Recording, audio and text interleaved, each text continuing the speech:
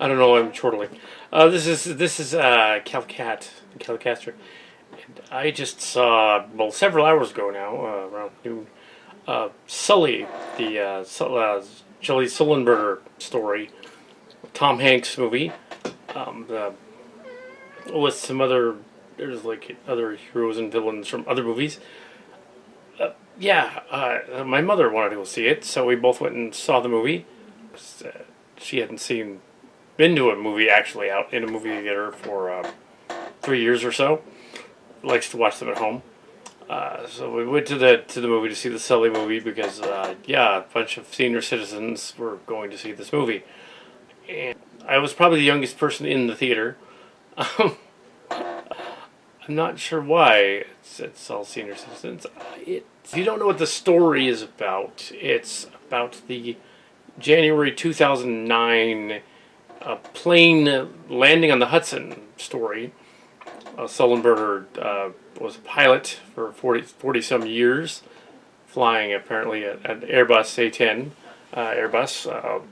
plane out of the LaGuardia, and it happened to be cold that morning in the afternoon. Yeah, and there were birds, and the birds got in the way of the engines and killed the engines, and he couldn't make it back to LaGuardia. He couldn't make it to Teaneck, New Jersey, across the river, so he ditched the plane in the Hudson and landed in the Hudson. Not crashed, but landed in the Hudson. Yeah, so all passengers, all 155 passengers and crew, made it off the plane, and it was a heroic story done in the early 2009. So, yeah. Yeah, this is the first time it was done as a theatrical movie. I think there may have been a TV movie earlier. It's a theatrical movie. It plays a lot like a TV movie.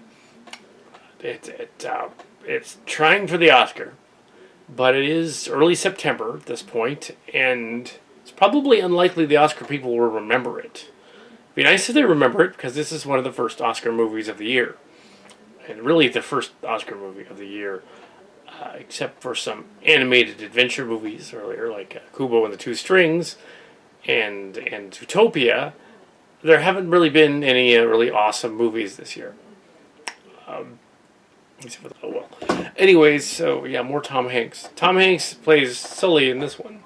So he plays an older man in Sully.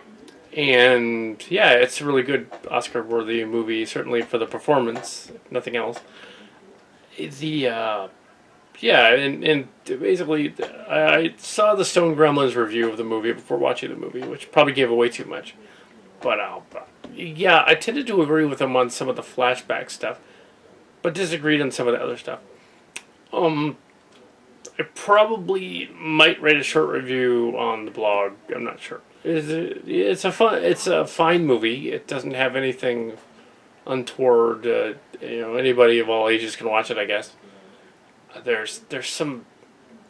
The only thing that's a little weird, as the other reviewers pointed out, was a lot of these flashbacks are him having an anxiety attack or something, and I don't know whether he actually did, because he seemed pretty with it.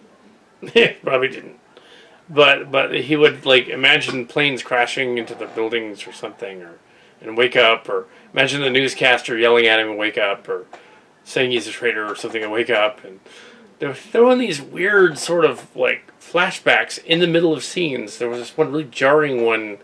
It was in the middle of the scene where he's in the bar. He goes into the bar and the bartender tells him they've invented a drink about him. And then I guess sees a TV, and I'm not sure if he zones out when he has these flashbacks. It's weird. I don't know if that actually happened. Probably not. The flashbacks. I mean, of course, the story would have been 15 minutes long if they'd cut all that out. But like some of the other critics suggested, Tom Gremlin guy suggested, maybe they should have made it linear and had it be okay, let's do everything leading up to crash, show the crash, and then have the aftermath stuff, and have all the start it with the crop duster thing and have the credits roll. That's probably how Nicholas Sparks would have done something like that, or how maybe Oliver Stone would have done it, linear. Clint Eastwood did this one, and he's in his late 80s. I'm guessing he's having a senior moment, and that Mr. Eastwood is just a little old now, and I didn't know it wasn't linear when I edited it together. I forgot. Yeah, which is why in the end credits they show Sully. No. Yeah. My mother was surprised that someone allegedly as liberal as Tom Hanks was in a movie directed by a conservative director, which is kind of silly because of course he's in a movie, he wants to get an Oscar. Yeah, it's not that cut and dried. It's not like Fox News and Fox News did not cover this story very much because it was a heroic story, because it ended with a plane actually, everyone getting off the plane. It didn't end with a disaster, so they were like, oh, we'll just go on to the next thing next week. It's like everybody else was going on about it, but not them. It was an Airbus. It was like a DC-3. It's a Boeing Airbus, U.S. Airways. Yeah, so and they kept mentioning the APU thing was on, clicked on earlier to the regulation. There's a line about the APU. That's the autopilot. I just want to know. Yeah, so anyway, yeah. But the engines had died on the plane because the birds went into the engines. See, the birds wanted to do like kamikaze suicide. Birds wanted to die. See. The bird flu was prevalent back then, and the birds just wanted to end it all. Now the birds were not reported on in no, they didn't. The bird people, they didn't come in to the meeting. Bird people didn't do that. Yeah, there are no bird people. I just being silly. Silly. Yeah. So yes, definitely heroic moment in aviation history. First time it was ever done. Somebody. Another oddity of the movie. It had the La Mise oddity in that the dialogue is very quiet. The movie does not have a lot of. They didn't raise the voices up. They wanted it to be sort of quiet. Yeah, they could have done a little with the sound, I think, just to back it up a little bit. But yeah, pretty quiet. Yeah. So you really have to listen hard for it. Yeah. So it's very quiet. Anyway. Other than that, going see, man, it kept going on. Okay, the movie was quiet. It was not. There were some odd moments in it where this was picked up on the other review as well. That they were trying to make the NTSA people look like there was a villain that was like wanting to figure out what was going on and there really wasn't a villain because it's not that kind of movie. But I guess Eastwood wanted to have a villain in it. He ends up being just kind of backing off once they figure out what's going on at the end in the simulator scene, which actually made sense at the end. That was cool. But yeah, Sully movie. It's yeah, go see it.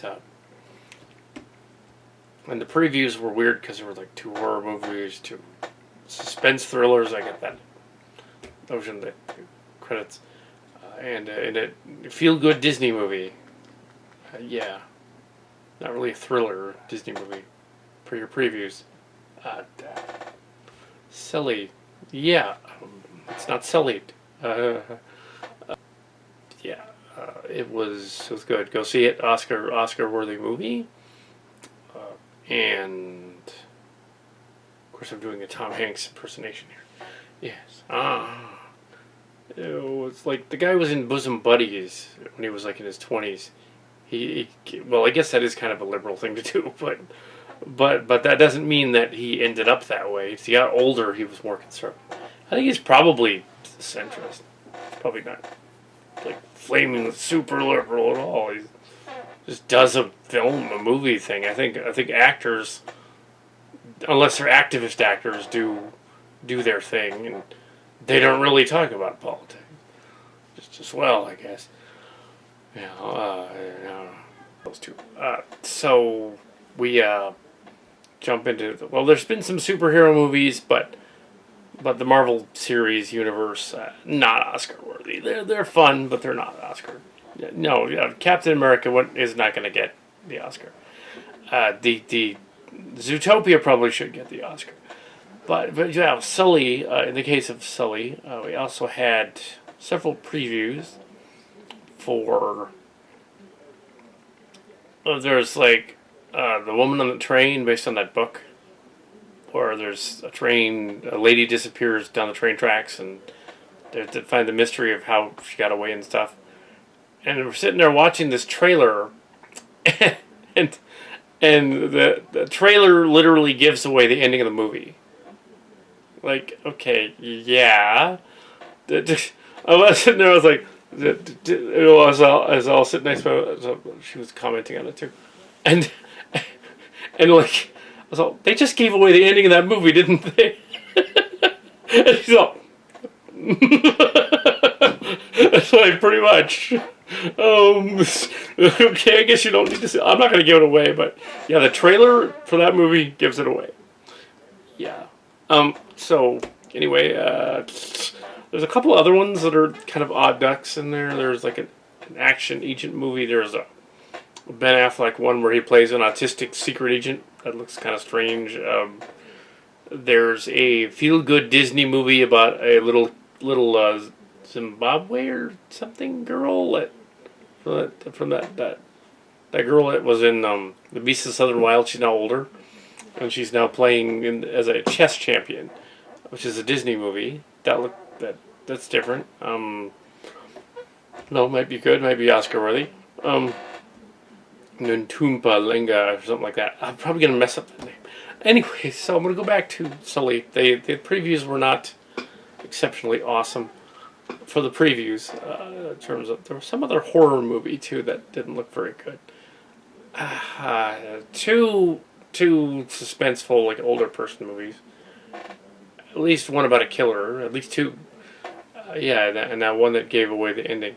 Two of them based on a book. Oh, and there was the third Dan Brown, the author of Da Vinci Code. That Dan Brown, and